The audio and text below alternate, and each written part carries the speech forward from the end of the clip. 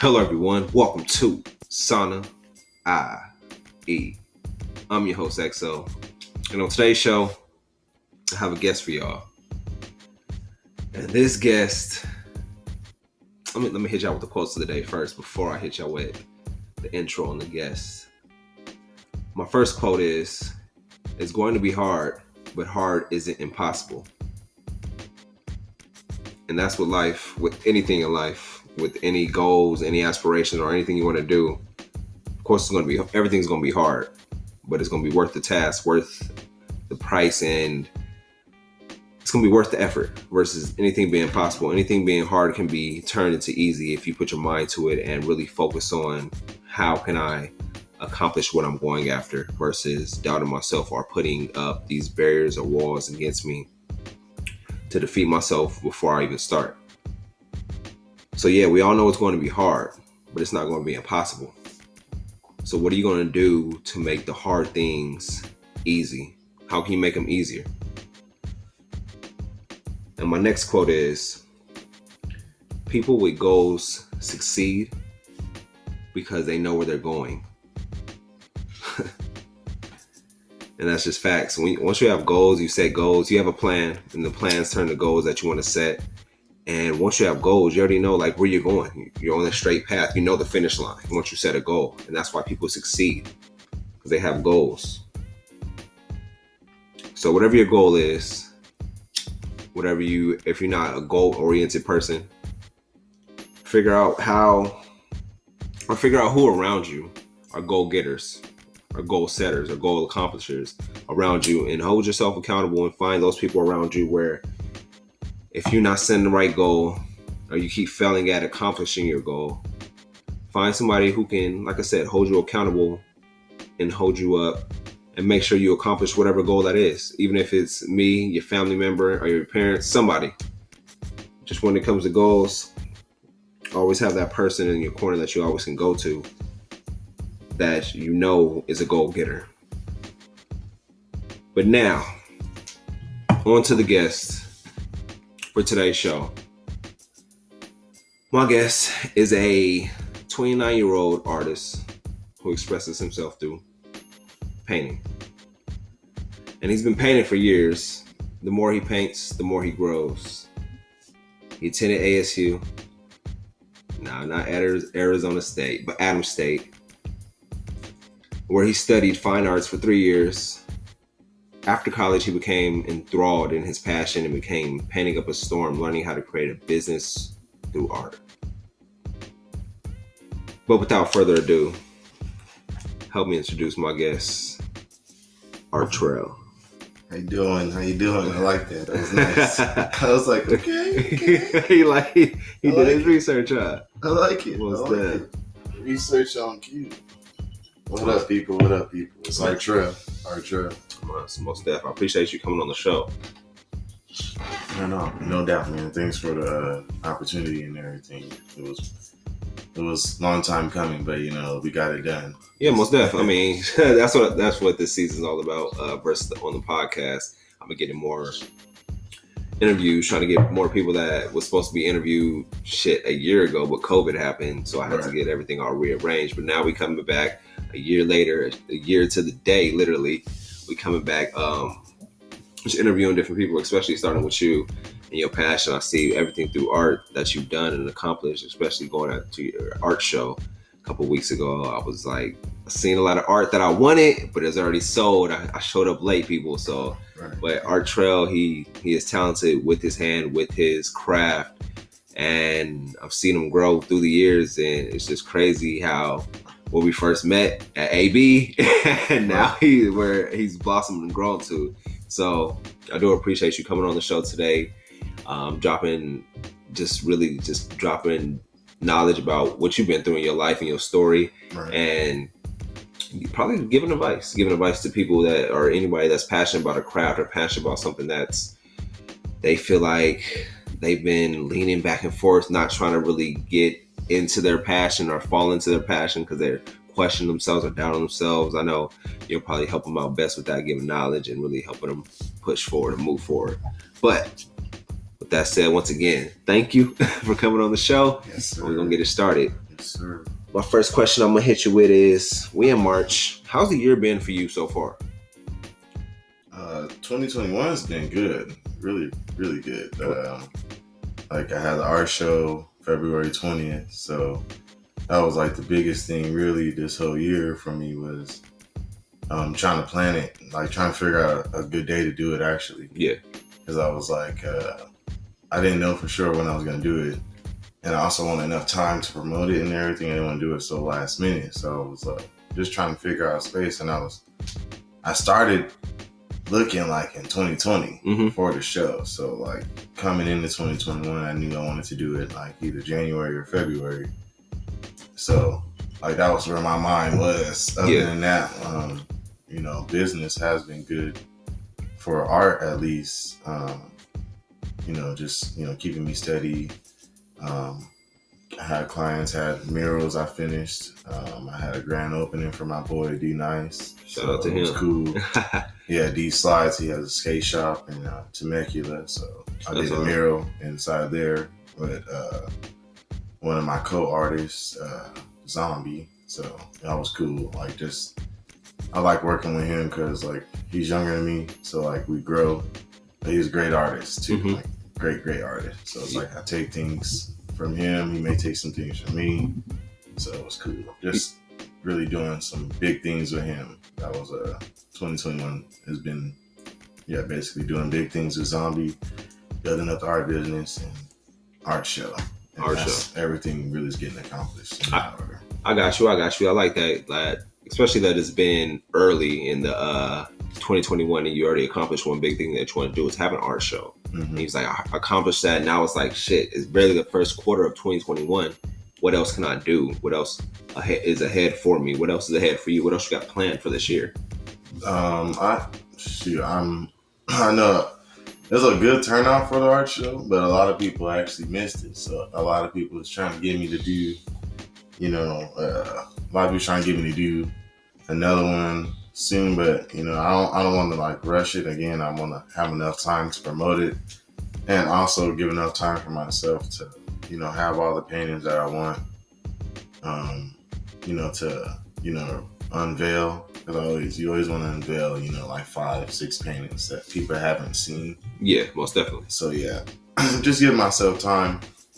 It's just all in timing, so you never want to rush anything, and it's a craft too, so it's like I want to make sure I'm in the right mindset to just go ahead and do an art show and really have all the time and everything for the art show. I have a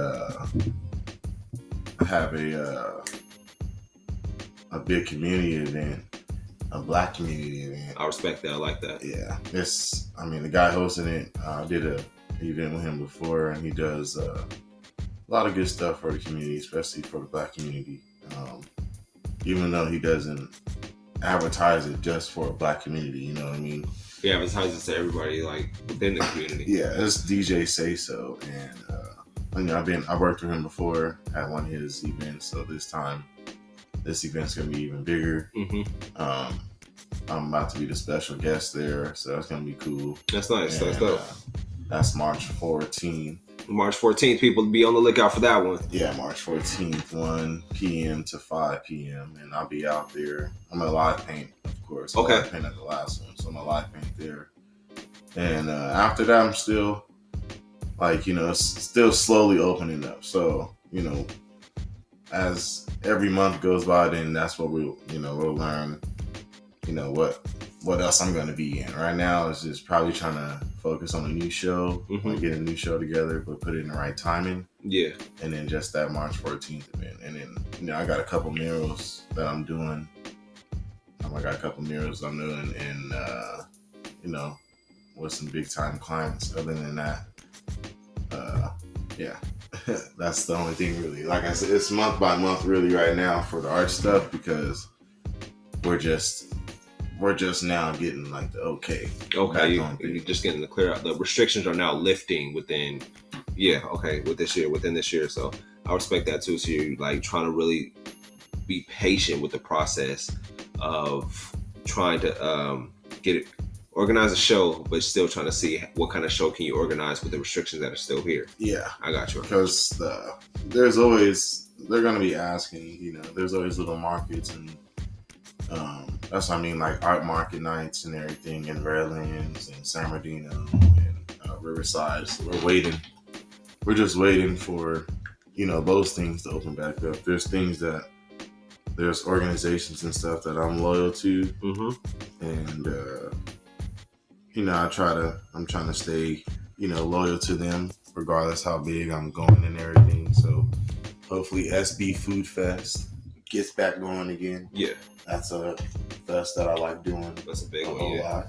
And it's local. What is SB Food Fest? For the people that don't know, it's just San Bernardino Food Fest. It's over there on Court Street and 4th. Okay. So it's normally, they always have one every month, but you know, COVID has stopped everything, and it hasn't been going since last year. So hopefully they still have the support that they had to make another one. I have been in contact with some of them.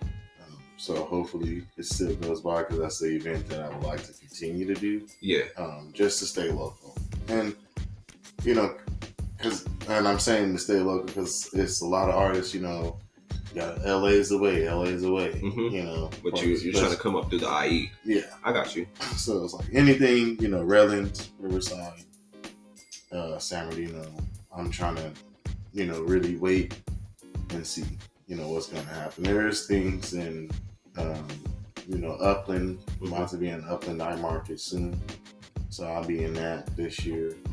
Also, what was a good thing you asked me, sorry, going back to one question, was a good thing that happened in 2021.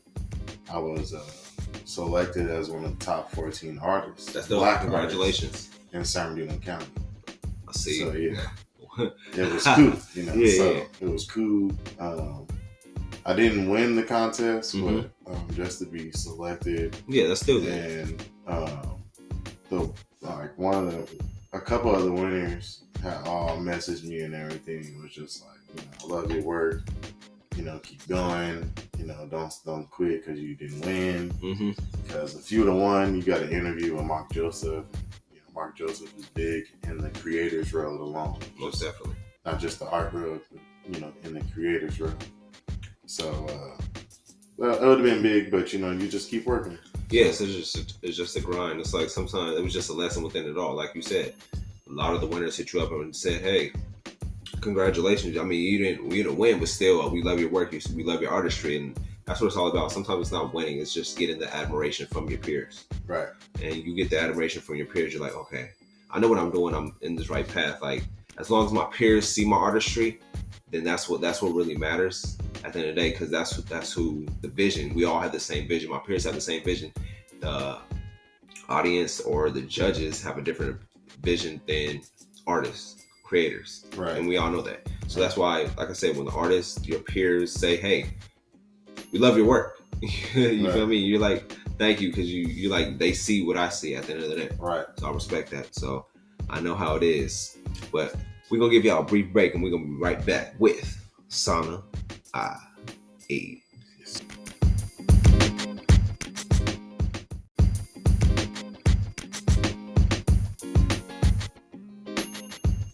And we back.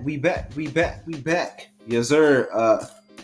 Had to get back real quick. I just lost my train of thought and had to get some water before we hop into the same segment. Just on to the next question. What's the most important knowledge that you've learned or received?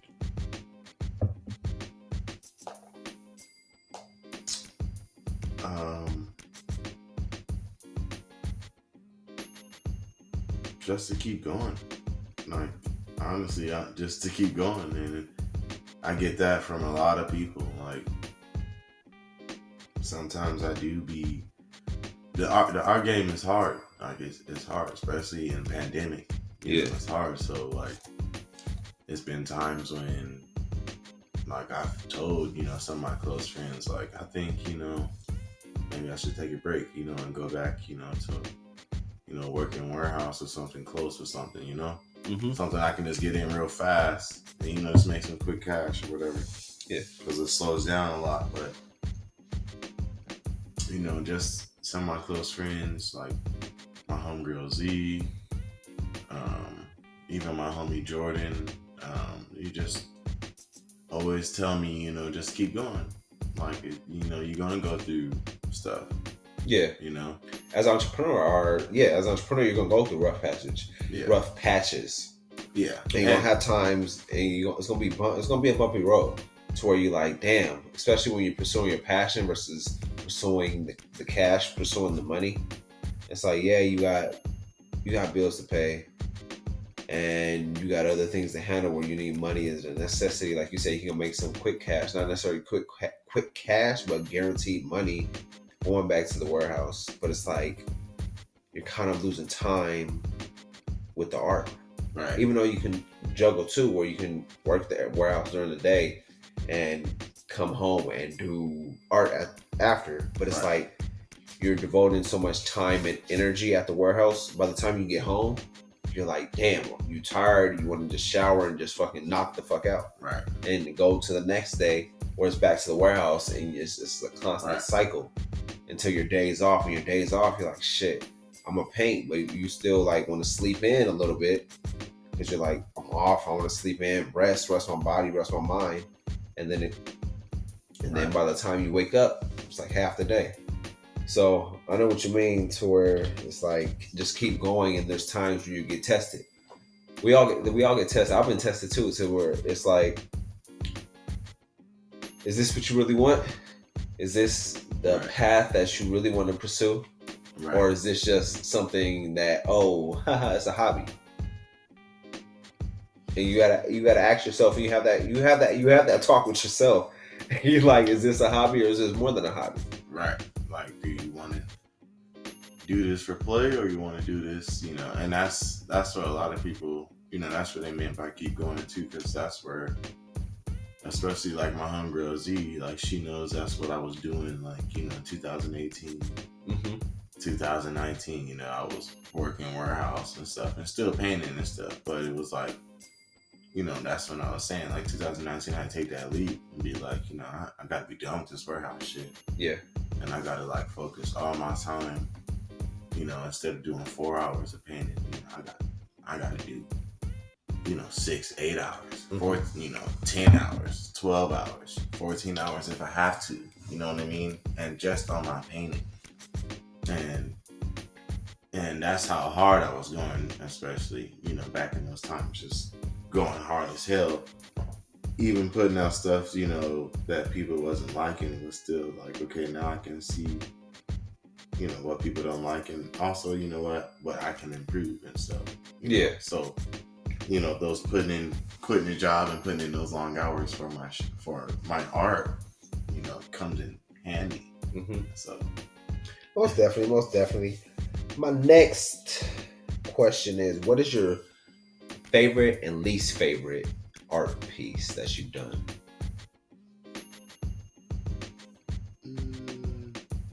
My least favorite.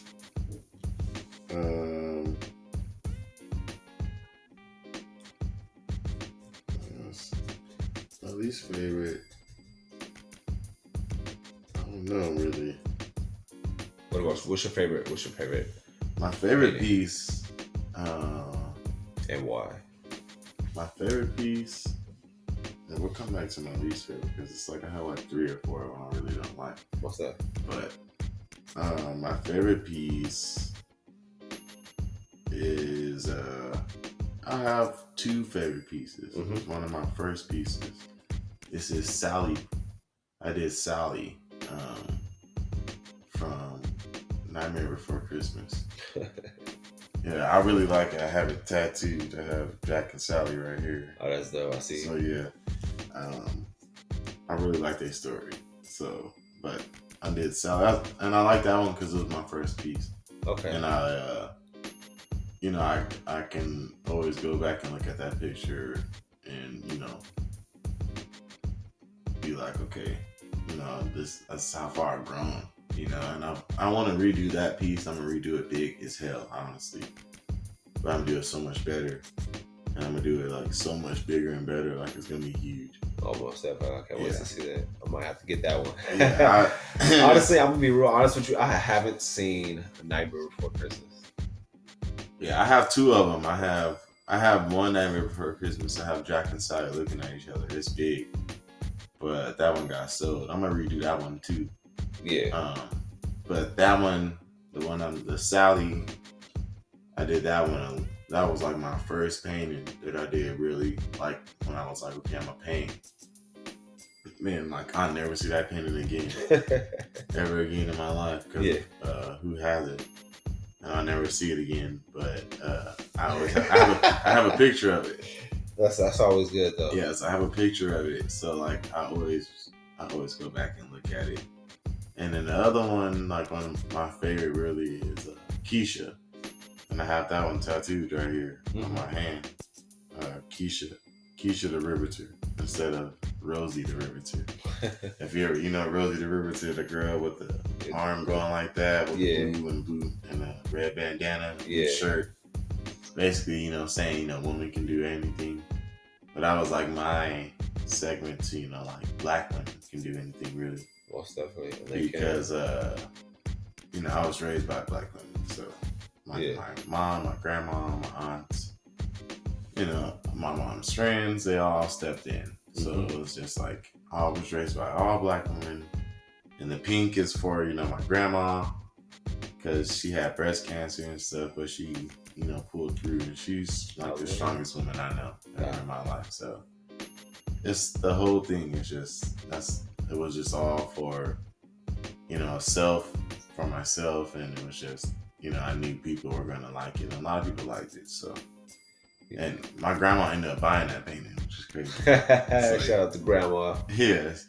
She always, you can't call her grandma, you gotta say Nana. Yeah, shout out to Nana. Yeah. My bad, Nana. Yeah, she'd be like, what? Yeah, Nana.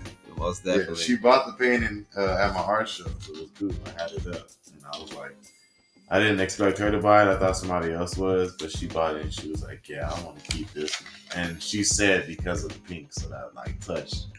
I didn't even have to say it. Like she was like, boom. Okay. You say you was raised by black women, which I love. How was your childhood growing up?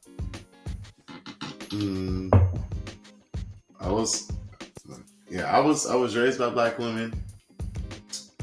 Parents split at an early age, like around 10 and stuff. So, like I was still around my dad for a little bit, but after 8, 10, it was mainly just my mom, my grandma. So growing up, I was good thing about being raised by my grandma. Like my uncles was there. Yeah.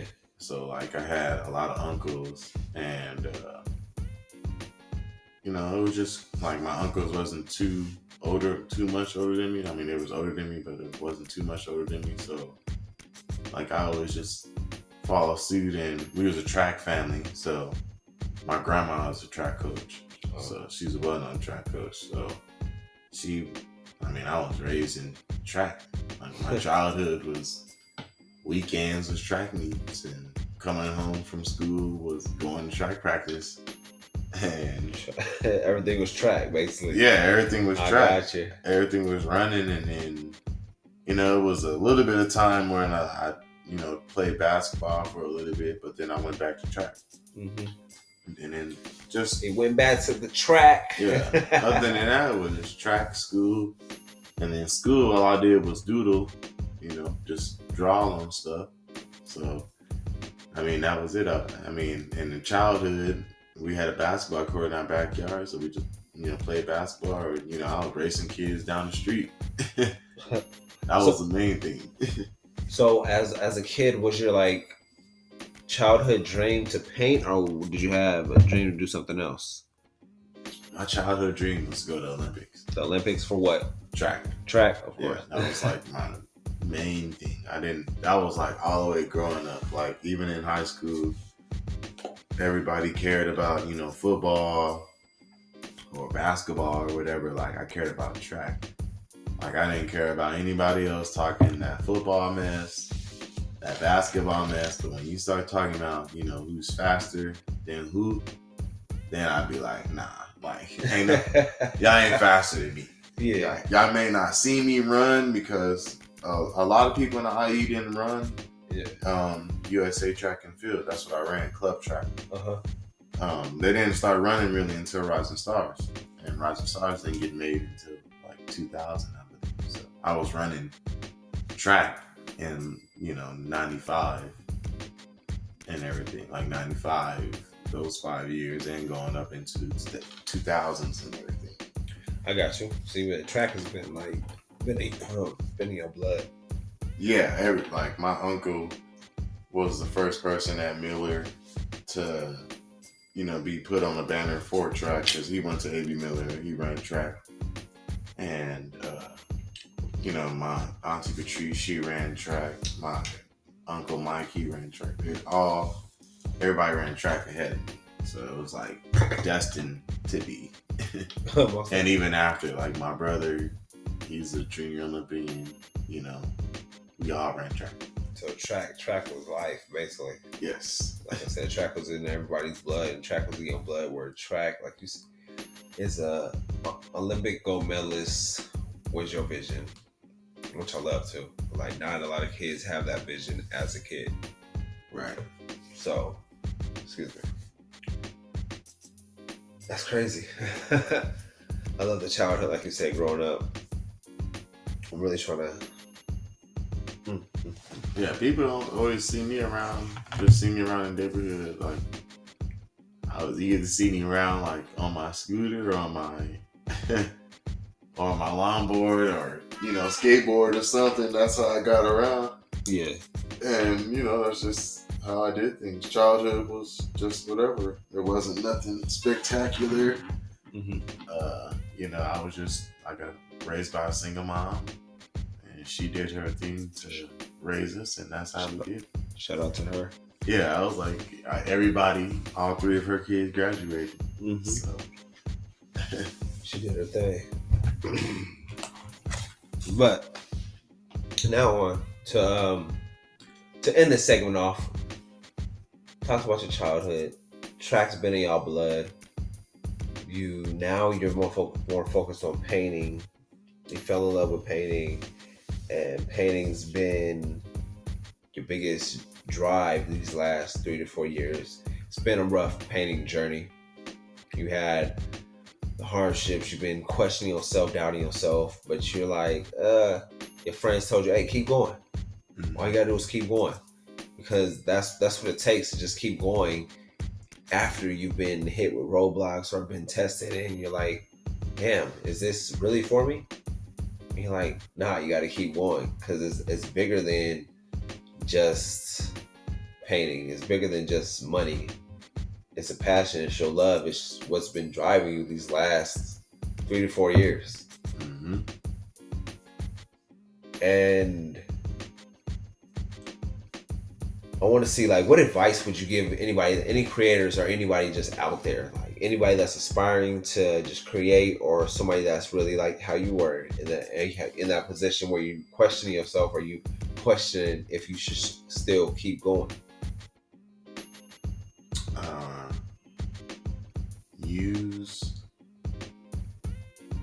Use everything. Use everything. Use everything that you can. Mm-hmm. What I mean by that, you want to be a creator, you want to be an artist. Use everything that they said that you couldn't.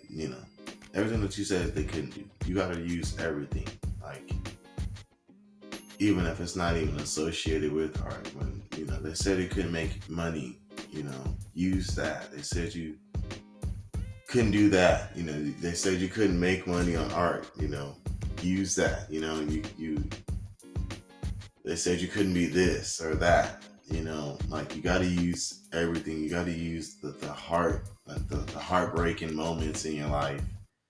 You got to use all that stuff. Like, you got to remember, have a good memory.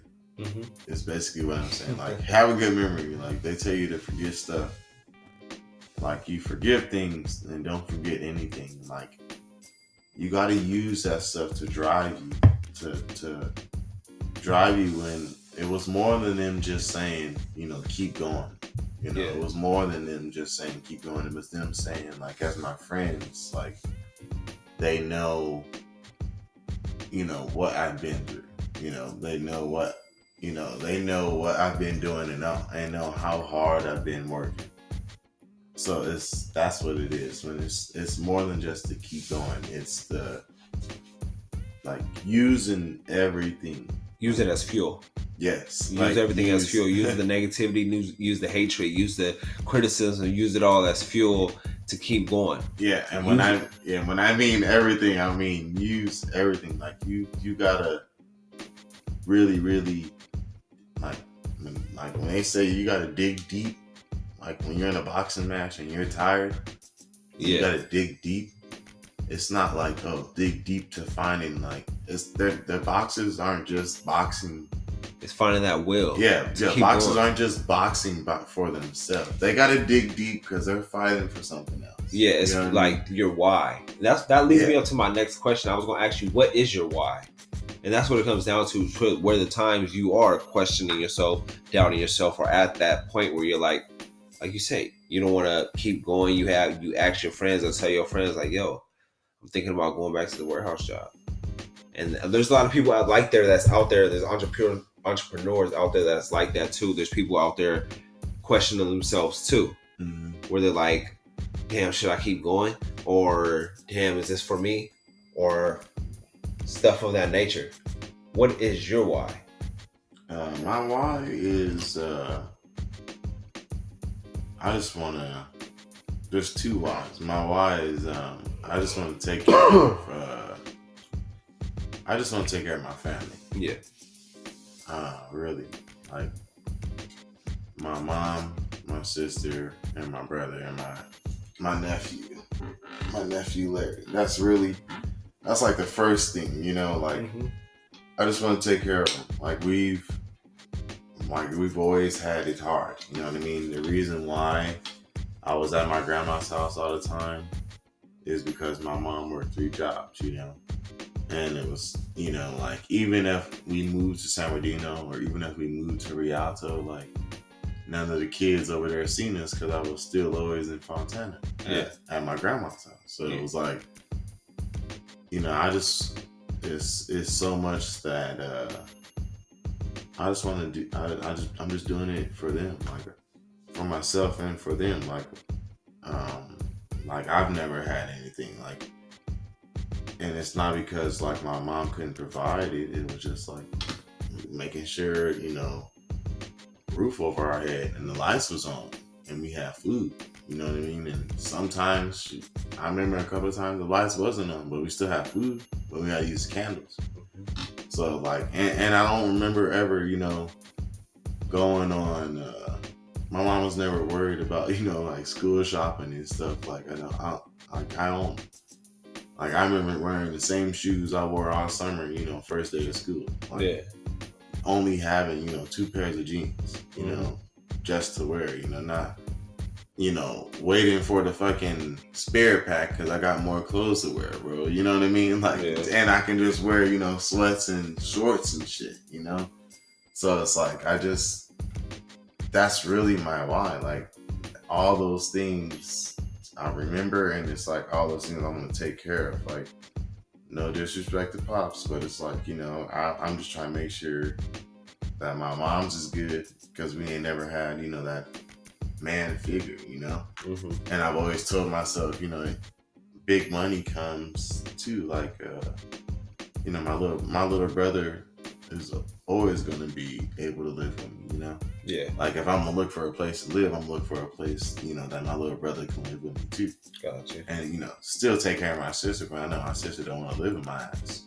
And then, you know, always take care of my mom. So it's like my why is just my immediate family, and I mean the Jacksons, like my mom and my sister and my little brother, you know. I'm just pushing to just take care of us, because not saying like we ain't never had anything, but it's like, nigga, we ain't never had anything, Yeah. And it's like, and I'm not saying I want to give us everything either. I just want to make sure that we straight. Mm-hmm. And I know what my family is capable of doing, just business and entrepreneurship.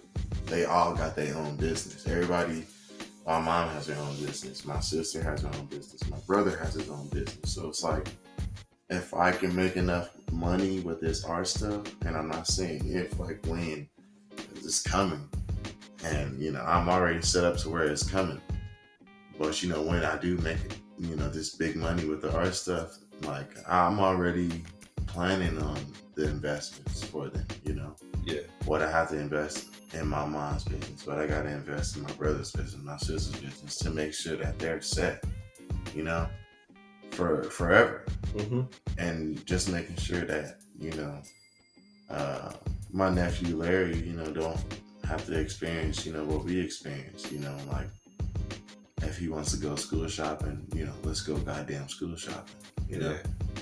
And for even not just for my nephew, for my kids, when I do have kids, make sure, they can go school shopping, whatever the fuck they want to do, business wise, to where, they can do it, and my other why is to, get back. Really, it's an opportunity for, if you can create an opportunity for anybody out here, like I said, that management stuff is not for myself to just be like, oh, I got a management company or anything. Like, no, like, I'm trying to help other artists like myself from the IE, not just from the IE, but just other artists, like, small time artists that need exposure, just need help getting clients, and not really that, really don't want to talk to clients, but whatever, just want to paint. Let's do it. Yeah. And at the same time, you still give back to the community too. Like, I'm always out there giving back to the homeless and stuff. I'm already planning, Artrell, give back days and stuff. Mm-hmm. So it's all for, being humble. And my grandma already told me this. Like, she was like, like, this stuff is coming. When she says stuff like this, big things are coming. You just gotta stay humble and remember where you came from. Like, so it's those things that I really remember, and I'm like, that's my why. I'm just, I want to take care of my family. I want to take care of the community, give back to the community, and also create a pathway for artists in my community, but similar artists and communities just like the Inland Empire, Yeah. Communities next to, big towns, you know what I mean? Communities next to, New York, communities next to Miami, or, those black towns, that are right next to the town, the big communities. Most definitely. I got you. So yeah. That's just my why, man. I like it. I understand your why, and man, that why is deep. I know everybody just sitting back like, damn, just think about your whole story of why your why originated. And if you like, damn, yeah, but why in the last 2 minutes, 3 minutes, 4 minutes, and just really soak that all in of what he just said, of his why, for his family, for his brother, for his sister, for his mom, the things they had to go through. They didn't have school shopping. They had to wear the same pair. He had 2 pairs of jeans, and had to wear the same shoes. Like, just. I'm talking summer basketball shoes, man. I'm talking about the Reeboks. The Reeboks that I wore for a summer league, you know what I mean? I'm wearing those first day of school, you know what I mean? This is high school, you know what I mean? It's high school. Yeah, man, it's deep, man. We'll be right back.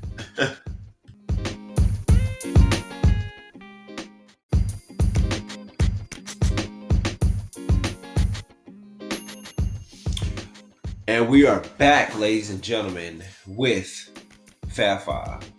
That's gonna be the new segment, Fab Five. When I interview my certain guests and interview them, I'll get to that Fab Five. They top five questions, and they top 5 answers. So Fab Five. That's why I call it Fab Five. And with the Fab Five. We're gonna start with the first question for Artrell.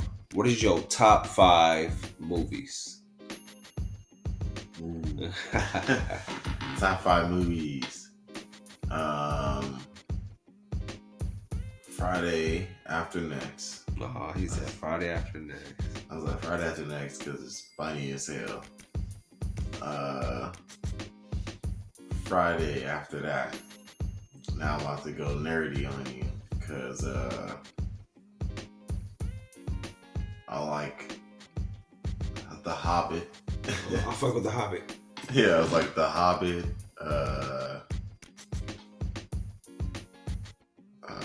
Training Day is up there. Yeah, they just put that on Netflix. And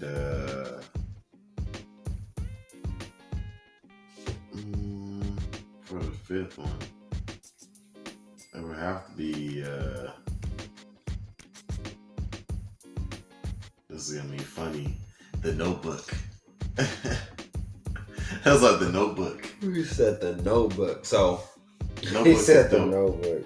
He said Friday After Next, and then you got Friday, and then you got The Hobbit, you got Training Day and The Notebook. Those are your top 5? Yeah. He said The Notebook. Yeah, there's nothing about The Notebook. He said The Notebook.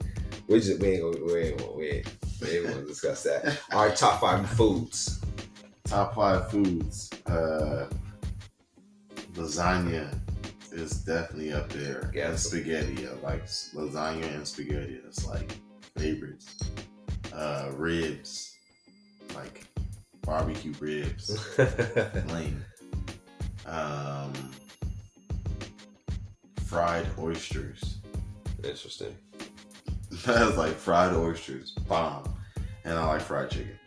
He said, and I like fried chicken. But fried oysters is definitely. Fried oysters is fire. Top 5 places you want to travel to. Jamaica. Yes, sir. Yeah, man. Well done. I want to go to New York.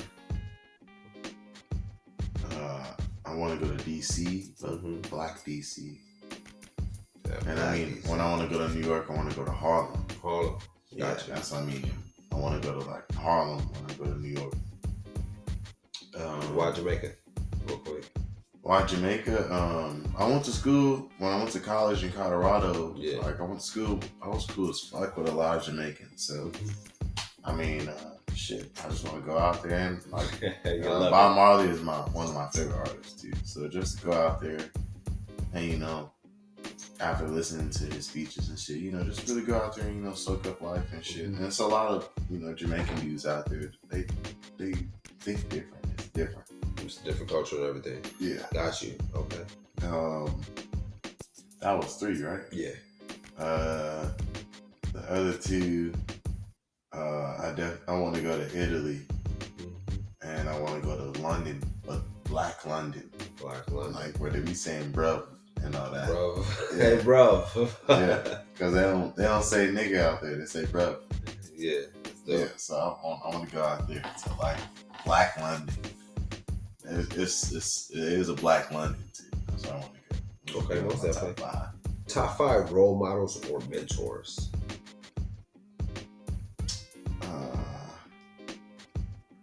Role models. That'd be tough. Cause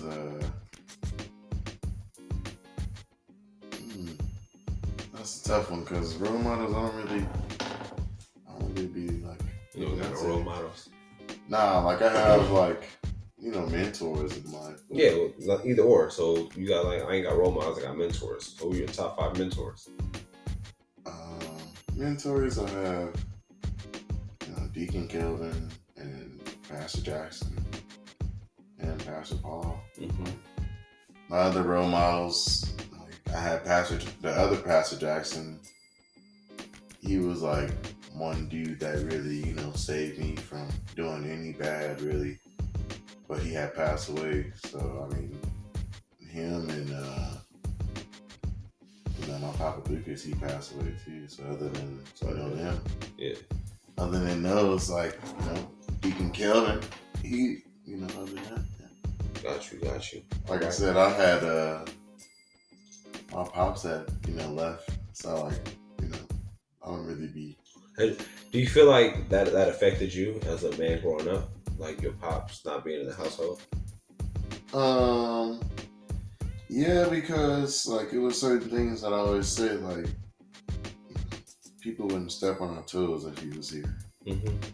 Like my dad is for real gangster, so it's like people wouldn't step on our toes. Like some people were stepping on our toes, and my mom's an angel. She's a sweetheart. So, but my mom will whoop your ass too. But it was like anybody that know my mom before I was born, they always told me that she changed a lot after she had us. And of course, she's a mom, she's a mother. So, my mom always taught us to have, two cheeks and everything, But, I just feel like certain situations that we'd have to be in if my pops was here, but at the same time, it is certain things too that, he could have told me. But at the same time, like I had track coaches and, You had other father figures in your life that showed you the way. Well, yeah, someone, because at the same time too, that was me. Like I wasn't trying to never put nobody at that father figure role because I ain't gonna trust them. So it's like I'm trying to keep them straight at a mentor level. Yeah, so you had basically trust issues with them that with father figure type men. Like you say, you track coaches and everything, because you just always resort back. I can't trust them because they gonna leave. Well, or just ain't gonna be there. They ain't my dad. Yeah, so it's like I ain't gonna be there in certain situations. So I never put them at that. Gotcha. Expected them to be there. Only really person is like Deacon Kelvin. He's always been there. Really, like even in bad situations, I've caught him pissed off. Cussing and stuff. He done heard me. So Deacon Kelvin, that's why Deacon Kelvin would be like number one. And he came to my art show too, so it's like my dad didn't come. Yeah. He knew about it. That was just fucked up. Last question with the Fab Five. What are the 5 things you need on a daily basis? 5 things I need on a daily basis.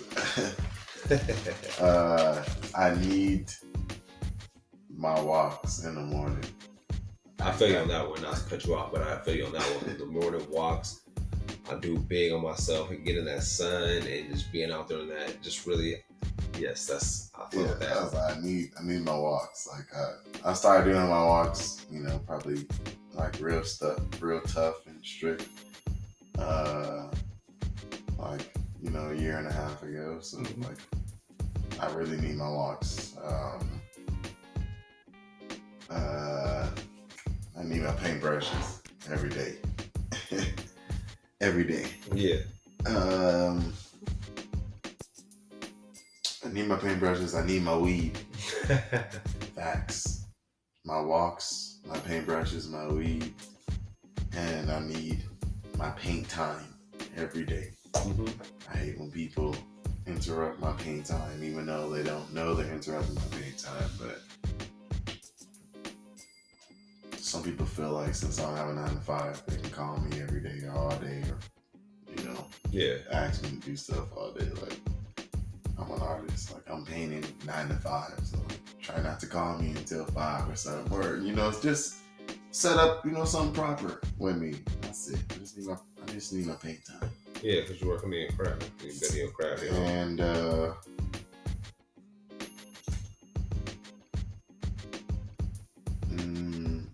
family support every day. Got family support every day, you be straight. That's true.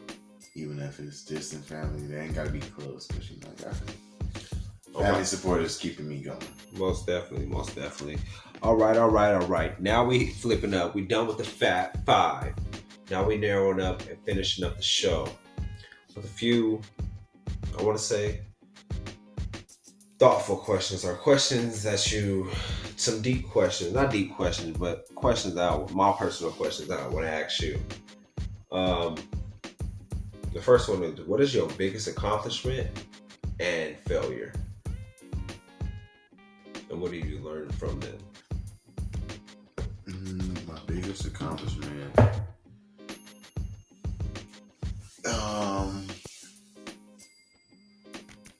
My biggest accomplishment so far is having my own art show. Mm-hmm. And it was a success.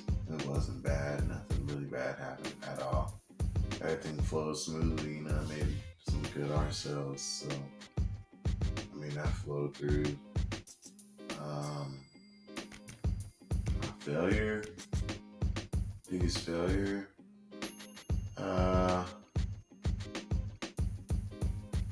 Just handling, some business situations bad. Mm-hmm. Could do way better, doing business situations, like really business situations, handling customers a certain way. Gotcha. Even though the customer's talking bad about you, don't mean that I gotta talk bad about a customer or something. That's true. Just those things, just learning, from those things and, making an ass out of myself. Going off on fucking customers or something. Yeah, you gotta control them emotions. Yeah, so, and that was like, learning things. Just learning things, especially. And taking, just criticism from customers, Mm-hmm. You gotta learn, I had to learn that they're customers. Yeah. And, they're gonna say things, and that was like a really big failure of mine, but a big learning curve of mine of how, how I deal with customers now. It's just real simply smooth because, Artrell, myself, is all on a professional level now. Like, not a high profile artist to the public yet, but I am to myself, and I'm still a high profile artist. Really, yeah, that's what you have to view the yourself local as. public, Mm-hmm. So it's like, I consider myself up there. I'm been labeled to be up there, as a top artist. So, that was a big failure of mine to, if I ever acted in a bad way to any customer. Yeah. So it's just things that I learned now. And that's why I do have, high profile clients now, because my professionalism with clients, I learned from that. Mm-hmm. So yeah, that's so it's all about learning what the customer says is just constructive criticism. Yeah. Because customers gonna always have their opinion and have their views, and you can't really take it no way. And I know sometimes you want to just blow up, and you've blown up at them, and it's ended up to being like, damn, you regretted it, or you learned your lesson from it, and now now it's like I should have handled that situation differently. And right. Now it's like now it just comes down to really just controlling your emotions and being aware of your emotions and being aware like everybody's gonna have their say so, everybody's gonna have their input in what you're doing on your artistry. It's a part of art, it's a part of being a creator. Right. Everybody's gonna have their opinion on something you've done. But at the end of the day, you know what you see. It goes back to what we said in the beginning, when you had the competition. And the artist slid in your DMs like, we love your artistry, we love your work. It's like artists and creators are going to see what each other, are going to see each other's vision versus other people, spectators, people on the outside. It's like, yeah, they're going to see it, but they're going to see it in a different way. Right. And that's what life's about. Everybody has their own perception of different things, of different views on creators, on life, on views, on different stuff. Everybody has their views on it. So it's like, once you take that and just like, yo, all right, that's your opinion.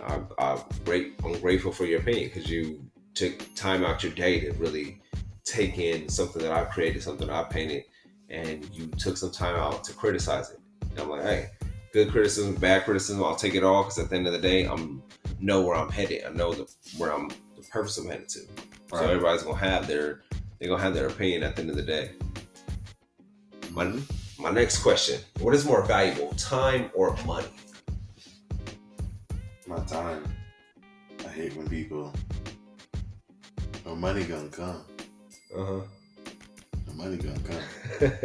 Like I said, art is value. Art holds value. Yeah. Money gonna come. It's my time. I don't like when people mistake my time. I hate it. Like, a lot of people know that I don't work 9 to 5 no more. Mm-hmm. So like, they'll take advantage of that time. You can't call me, a whole bunch if I'm working 9 to 5. But people know that I don't work 9 to 5, so they'll call me a whole bunch. But it's like, I'm working, I'm painting. Got you. You know what I mean? So it's like, my time is valuable. I don't like when people waste my time with anything. That's true. So time is the main thing. Yeah. So I understand. So time is more valuable in your opinion to money, which is facts. Time is always more valuable. You can't get the time back.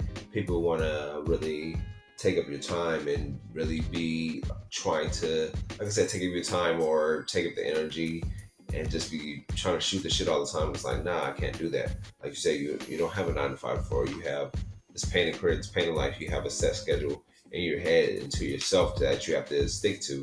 You can't really waste no time trying to answer phone calls and talk to people about nonsense. Right. So I feel you on that behalf. What kind of impact do you want to make on the world? That you can come from anywhere, and not just anywhere, but like have any. Like I said, my dream was to become an Olympian. I wanted to run track, or something athletic. At least athletic. But here I am painting. A lot of people didn't even know that I was into art until recently. But it's like I've always been into art. I just kept it on the low because it was like I wanted to do something in sports or something, or just do something in sports, or even you just be the money man, the ladies man or something. More, you don't want to be the art man. Yeah. It's like, don't, if you're, my impact is really if you're a creative, be a creator, and that's in anything that you want to create. Like, I have this painting, it says create your road. And I even have a painting that says paint your road. So it's like you paint your road, you create your road, Yeah. And that's fast. All the other stuff is, don't be afraid to be an artist or a creator or something if you, just because, everybody's not into it. Mm-hmm. Follow the old path. Or even if you're an athlete, don't forget that that you can create stuff too. And always remember where you came from too. That's me. I don't ever want to forget the IE. I don't ever want to forget San Bernardino, Rialto, Fontana, or anything. Like, always never forget where you came from. Like, got you. Give back. Always to your community or wherever you came back from. Give back. Right. That's true. That's facts. Man, I feel like this show blew by. And that's real honest. Like, I feel like the time just blew by. And I just want to thank you for really coming on the show and let us know how the art world is. Let us know how Artrell operates and works, and just growing up, your upbringing from growing up, being raised by all women, right, and still being grateful and having the certain father figures throughout your life, and not having a dad around hold you back or hold you back from accomplishing what you want to accomplish, doing the dreams you want to do. And like you said, as a kid, you want to be an Olympian. Right. And then it grew up and it transpired to where you're like, now I want to paint. I want to be an artist because I can fix things through art. Right. And I'm a creator. And every time I paint, it's just like unleashing me. It's my escape from anything that I'm dealing with. I can do it in my free time. Yeah. Versus just doing it whenever. Not to cut you off, like, when I first started painting, I used to call my room Studio Trails. And literally just to get away from everything. Yeah. Like, like I said, like, that was my place. Like, everything was all effed up. Like, everything was all effed up. Like, mm-hmm. I thought, like, everything was done. Like, I thought I had everything all planned out and stuff. And then it just came to a abrupt stop. And then I was just like, shit. Like, what the fuck? place right there. Just like not my place to go and just to smoke or whatever. Like that was my place to go paint.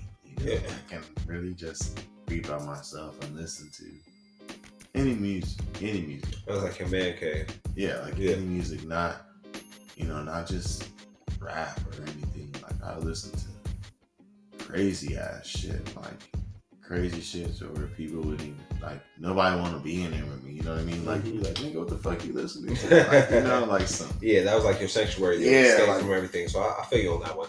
And we all have that though. Like you said, it was just like somewhere I can get away from.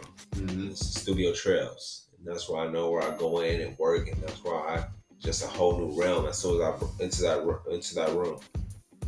Man. And my last and final question, so we sum up the show. Where can my audience find you? There's several places. I'm working on the website, but the website, has to be all legit and everything. So, for the time being, you can find me on. I have a Facebook business page at Artrell. That's ARTRELL. And if you just type up Artrell on Facebook, you can see the business page on there. Also on my Instagram at Artrell a million. That's a million. That's UHMILLION. That's after Artrell. Gotcha. It's all one word. So I Artrell a million. I have Twitter as well. Artrell a million 1. It's the same thing, just with 1. The number 1. I think that's about it. I mean, other than if you see me at one of these shows or something, I have business cards with, with more information on them. Yeah, I have, if you see me at the shows, I have business cards with more information, different numbers and stuff. And also all the numbers are on the business page. You can also contact not me, but, more so everybody that's dealing with the million management, at a million MGMT at gmail.com. And that's UHMILLION MGMT at gmail.com. And you can email and you'll talk to me, or if I have an assistant helping me, you'll talk to that person. Yeah. For the most part. So he laid out his social media, he laid out the emails, his website is coming soon, people. So I appreciate you coming on the show, brother. And ladies and gentlemen, thank you for listening to another episode of Sana IE. Appreciate every one of y'all that's been tuned into the episode, tuned in consistently throughout the seasons, throughout the journey, been here since day one. I just want to thank y'all for supporting, sharing the shows, liking the shows, leaving reviews. If you haven't left a 5-star review on the show, you can leave it on sanaie.com, the website. We appreciate it and we love y'all. We support us from the jump. We just grateful for everybody that's been here. Like the show, subscribe, send it to a friend, share it with a friend, post it on social media, post it on your Twitter, your Facebook, your Instagram, your Snapchats, your Pinterest, all that good old stuff. And I'm gonna leave y'all with this. Don't wait for the perfect time. You'll wait forever. Always take advantage of the time you are given.